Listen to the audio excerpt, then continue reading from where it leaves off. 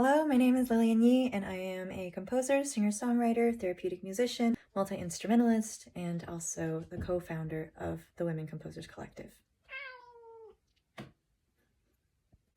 I'm so excited to be presenting 3 of my pieces on this Saturday evening's concert on January 31st in collaboration with the Glenview Classical Series here in the Bay Area. This concert means a lot to me, both personally and artistically, and I wanted to share a bit about the work and vision behind it. I'll be presenting 3 pieces on the program, one called Nikesalam, another called Fragmentation of Man, and another one called Disintegrating Epistles. Let's see.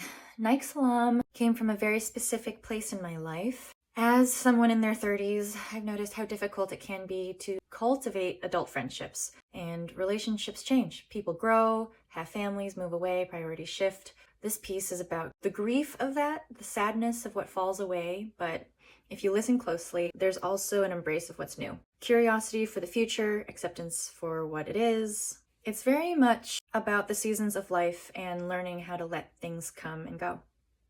Fragmentation of Man.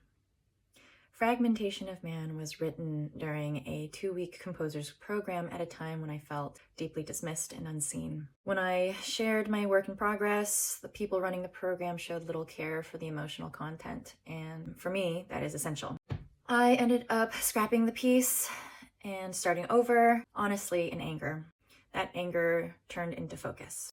By the end of the program, my fellow composers and the performers themselves came together to support and encourage me. That experience, being witnessed by my peers, was more rewarding than any award could be. I have very fond memories of that experience, and it's a very, very deep processing of that anger, and I'd love to share that with you. It's a delicious processing of that anger, so I hope we can join in that. I'm very excited to share that with you. During that time, I focused heavily on my relationship with Lilith, an entity that represents feminine power, embodiment, rage, and balance. There's a ritualistic aspect to this piece, and there's violence in it, but there's also innocence, peace, and brutality coexist. The entire work is a kind of prayer and a violent ritual wrapped into one. What I hope people feel is the act of ripping out ancestral curses, keeping the lessons, and looking forward to a future that still has innocence in it. Now for Disintegrating Epistles. Disintegrating Epistles is about the dissolution of marriage. It lives in fragmentation, grief, the end of a deeply dedicated relationship.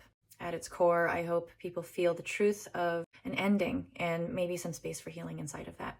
Percussion plays an important role in my work, especially in Fragmentation of Man. A lot of percussion is traditionally used in ritual contexts, and that mattered to me. Metal, skin, grounded materials. I use percussion as a spiritual conduit, something that brings the audience into a shared ritual, whether they consciously realize it or not, while also reflecting the dystopian and oppressive qualities of toxic masculinity.